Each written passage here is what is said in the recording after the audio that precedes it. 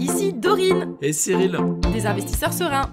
après plusieurs années de travail en tant qu'ingénieur, nous nous sommes lancés en investissement immobilier. Après 5 années d'acquisition, nous étions devenus libres financièrement. Dans ce podcast, nous vous partageons les stratégies et les bonnes pratiques pour développer votre intelligence financière.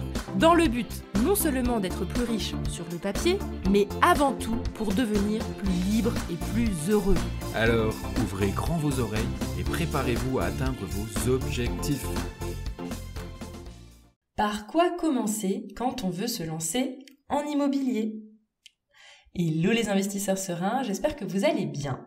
Aujourd'hui, j'ai envie de vous partager aux personnes parmi vous qui envisagent d'investir en immobilier locatif, mais pour le moment, leur projet n'est pas tout à fait en place, ils veulent le faire dans les prochains mois, mais ils sont encore en phase de réflexion, etc. Ils sont pas encore en train de faire des visites, et ils statent quoi, ils réfléchissent.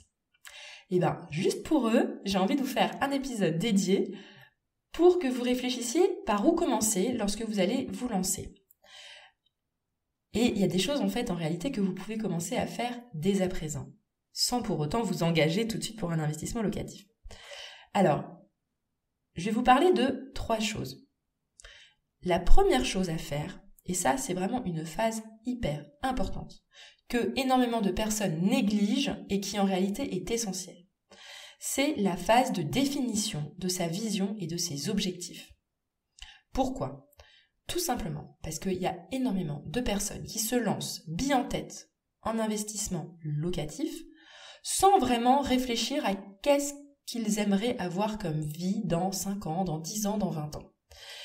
Et c'est comme partir se promener en montagne sans savoir où est-ce qu'on compte monter, quel est le sommet qu'on souhaite gravir, parce qu'en fait on risque de, si on prend un peu le chemin comme ça qui vient à nous parce que tout le monde prend ce chemin, en fait on risque de se retrouver sur un chemin qui ne nous correspond pas du tout. Soit ça va être un chemin qui va être éprouvant pour nous et du coup on va mal le vivre, soit ça va être un chemin qui va être trop facile et finalement l'objectif que vous vouliez atteindre il sera pas du tout atteint parce que vous aurez juste suivi ce que tout le monde fait. Donc en fait voilà, l'investissement immobilier, c'est comme pour partir en randonnée, il faut que vous ayez un objectif, une vision, c'est-à-dire savoir où est-ce que vous voulez aller. Et c'est seulement grâce à ça que vous allez pouvoir déjà bien vous préparer, savoir qu'est-ce qu'il vous faut dans votre sac à dos et savoir quel chemin va être le plus propice pour vous par rapport à votre niveau, par rapport à vos objectifs, quel sera le chemin le plus pertinent par rapport à votre situation. Et en fait, en immobilier, c'est tout à fait la même chose. Il faut que vous sachiez vers où vous voulez aller. Est-ce que votre objectif, c'est de devenir un rentier de l'immobilier dans 5 ans ou dans 2 ans ? Est-ce que ça peut être tout simplement de se préparer une retraite beaucoup plus confortable parce qu'on craint d'avoir une retraite pas assez confortable quand on partira en retraite ? Ça peut aussi être se créer des compléments de revenus pour avoir une sécurité, une sérénité dans notre vie au quotidien. En fait, il y a tout un tas d'objectifs qui sont possibles et il faut vraiment les poser par écrit pour s'engager envers nous-mêmes, pour pas que vous partiez par exemple sur un Pinel alors que vous voulez être rentier. Enfin là, dans ce cas-là, c'est sûr que vous êtes mal barré. Donc voilà, l'idée c'est qu'il faut que vous réussissiez à définir cet objectif. Et en fait, le problème c'est que souvent les gens n'osent pas afficher leurs objectifs, n'osent pas même y réfléchir sincèrement, parce que c'est pas évident d'assumer, de dire en fait j'ai envie de quitter mon travail, ou en fait j'aimerais bien passer en 3/5 et que financièrement ça change rien pour moi. C'est pas évident, beaucoup de gens ne s'autorisent pas à ce genre d'affirmation, et du coup le fait de pas le faire, ça vous donne la garantie de pas y arriver. Donc il faut absolument poser ses objectifs, et le fait de les avoir posés par écrit, c'est ça qui va vous permettre d'augmenter vos chances de réussite dans la suite de vos investissements. Et vous allez voir aussi que plein de choses par la suite vont s'avérer beaucoup plus faciles, tout simplement parce que vous aurez une direction. Par exemple, je reprends la comparaison avec la randonnée en montagne, si jamais vous savez quel col vous voulez gravir, en fait, il y a plein de choses qui vont être déduites très facilement grâce à ça. Vous saurez exactement qu'est-ce qu'il vous faut comme outil ou matériel dans votre sac à dos, combien de nourriture il vous faudra parce que vous savez combien de jours il faut pour faire ça. Vous saurez également quelle direction prendre. Et en fait, tout va devenir beaucoup plus simple et plus limpide dans la préparation de cet investissement et de cette randonnée, entre guillemets, parce que vous aurez défini ce cap. Et on va en arriver à la deuxième chose à faire pour se préparer et commencer correctement à se lancer en immobilier. Donc là, vous avez bien compris. Là, vous avez en tête votre vision, vos objectifs, pourquoi vous voulez investir en immobilier. C'est la première chose. Et ça, vous avez vu, ça ne vous implique en rien, ça ne vous engage en rien. C'est pas grave, vous n'avez pas de visite à faire. Vous avez juste à vous retrouver avec vous-même, vous poser un petit peu de temps de réflexion et réfléchir qu'est-ce qui vous dérange vraiment dans votre vie. D'ailleurs, il y a l'épisode numéro 6 qui s'intitule « Les 3 techniques pour définir sa vision ». Ça peut toujours être utile pour les personnes qui se sentent un petit peu perdues de comment faut faire pour définir une vision.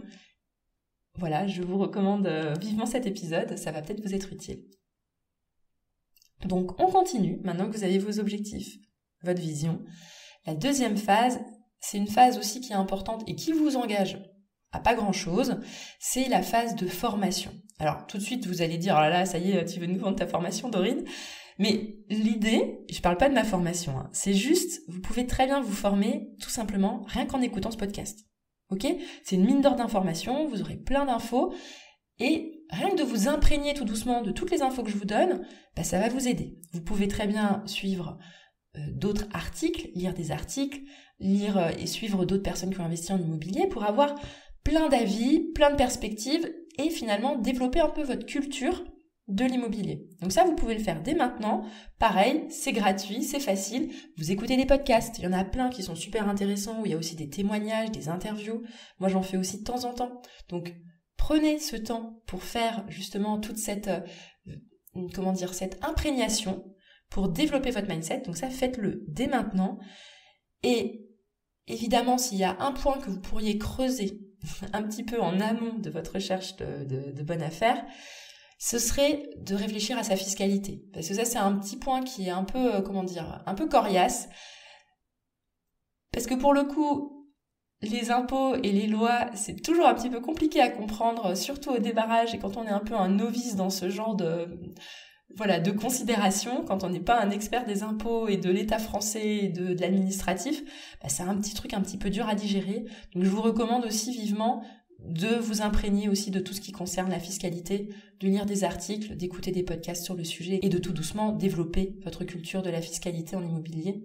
Je trouve que c'est intéressant aussi parce que ça vous évitera au moment même où vous achetez votre bien de partir en panique. Alors ça, c'est ce qu'on a fait avec Cyril. Donc je vous dis de faire différemment de ce qu'on avait fait pour la première fois. C'était, oh là là, mais qu'est-ce qu'on va choisir comme régime fiscal ? Et c'est pendant la phase de compromis où vous cherchez votre financement auprès des banques que vous allez devoir gérer en fait toute cette charge mentale de la recherche du financement, de gérer le compromis, de réfléchir au devis des travaux, que en plus vous devez vous taper la fiscalité. Je peux vous garantir que si vous le faites en amont, vous serez beaucoup plus serein au moment de la signature de votre compromis pour votre premier achat. Voilà pour la deuxième étape. Et enfin, on va arriver à la troisième chose que vous pouvez activer dès aujourd'hui. C'est la phase de recherche passive. Alors justement, j'ai fait un épisode il y a pas longtemps, c'est l'épisode numéro 65, qui justement vous parle de la phase de recherche passive et de la phase de recherche active. Donc, même si là, vous n'êtes pas encore prêt pour acheter un bien tout de suite, et ça je l'ai bien compris, vous pouvez commencer tranquillement, de façon assez passive, à flairer les quartiers, les localisations qui vous intéressent. Donc, prenez ce temps, posez 3 localisations qui vous plaisent. Alors plaise c'est un grand mot, je dis pas plaire parce que c'est joli, mais en tout cas dans lequel vous sentez que vous pourriez potentiellement investir. Alors, essayez de ne pas prendre des trop grandes villes non plus. Choisissez 3 villes moyennes, voire petites. Et commencez à zoner sur le bon coin, à noter sur un papier rapidement les annonces qui tombent, les prix. Mettez quelques photos, parce que moi, par exemple, j'avais un fichier Word dans lequel je mettais la photo de l'annonce, le prix auquel c'était affiché, et puis je faisais un petit process 1 fois par semaine. J'allais sur les sites d'annonces et je regardais qu'est-ce qui a changé, est-ce qu'il y a des biens qui ont disparu, est-ce qu'il y a des biens qui sont apparus, et même des biens qui sont réapparus, c'est-à-dire qui avaient disparu et qui sont réapparus, peut-être à un autre prix. Tout ça, en fait, moi, je le note parce que je trouve que c'est intéressant pour la négociation d'avoir cet historique. Et vous allez voir, cette phase de recherche passive, elle ne vous engage en rien. Je vous dis pas forcément de faire des visites, ok ? Dans cette phase de recherche passive, vraiment, vous prenez pas la tête. L'idée, c'est de pas se mettre de pression. C'est juste, entre guillemets, de tâter le terrain, tranquillou. Si vous avez envie de faire une visite, faites-en une. Mais prenez votre temps, il n'y a pas de pression. Et vous allez voir que après, quand vous allez passer en phase de recherche active, vous serez bien content d'avoir gagné ce temps avec votre phase de recherche passive, parce que vous aurez plus de clés en main, vous connaîtrez mieux votre marché, vous serez plus efficace, vous serez plus tranchant lors de votre chasse à la bonne affaire. Voilà, donc c'était les 3 éléments que vous pouviez commencer dès maintenant lorsque vous êtes en réflexion de commencer à acheter un bien en locatif. Donc premièrement, posez vos objectifs et votre vision. Deuxièmement, commencez à vous former en vous imprégnant au maximum, ce que vous êtes en train de faire du coup en écoutant ce podcast, c'est très très bien. Donc écoutez des podcasts, lisez des articles, formez-vous, achetez des formations si vous en avez envie. Mais voilà, prenez le temps et je mets un petit point d'honneur à la fiscalité parce que ça c'est vraiment un sujet un petit peu à se tirer les cheveux. Donc pourquoi pas se former là-dessus. Et enfin, 3e phase que vous pouvez mettre en place en application très rapidement, c'est la phase de recherche passive. Elle ne vous engage à rien, mais vous allez être bien content de l'avoir mise en route dès maintenant. Voilà, j'espère que cet épisode vous a plu. Je vous souhaite à toutes et à tous une excellente journée et à bientôt. Ciao, ciao! Et voilà, l'épisode du jour est terminé. Mais avant de finir, pense à t'abonner au podcast pour ne rater aucun épisode. Parce que nous sommes ici toutes les semaines, sans faute, pour t'apprendre non seulement à devenir plus riche sur le papier, mais surtout pour augmenter ta liberté. Et par la même occasion, je vous encourage vivement à y ajouter une note de 5 étoiles, parce que ça nous fait plaisir de savoir que le contenu vous motive et vous booste. On se retrouve la semaine prochaine pour développer votre intelligence financière. Merci beaucoup à tous et à bientôt. Ciao, ciao.